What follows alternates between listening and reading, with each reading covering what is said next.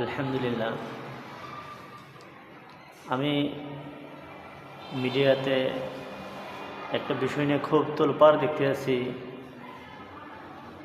যে আল্লাহর বিধান একটা বহুবিবাহ নিয়ে আলোচনা করা হয় দিকে অনেক ওলামায়ে কিরাম এটার অনেক বিরোধিতা করে।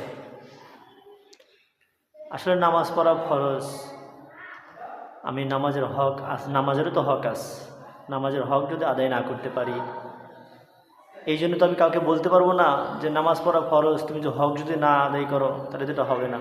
এটা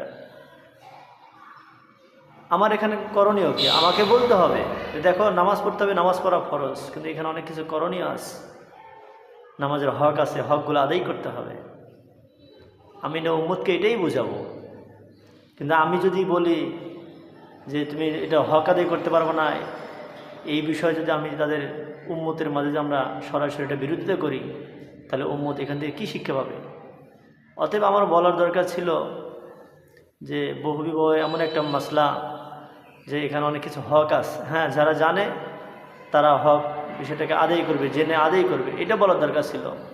কিন্তু সেখানে আমি যদি বলি, আলেম হয়ে যদি বলি যে আজকে বহুবিবাহ করে ফিতনা করতেছে, ইসলামের বিধান একটা লঙ্ঘন করতেছে, তো এটা আসলে আলেম হিসেবে এটা আমার বলা এটা অনুচিত।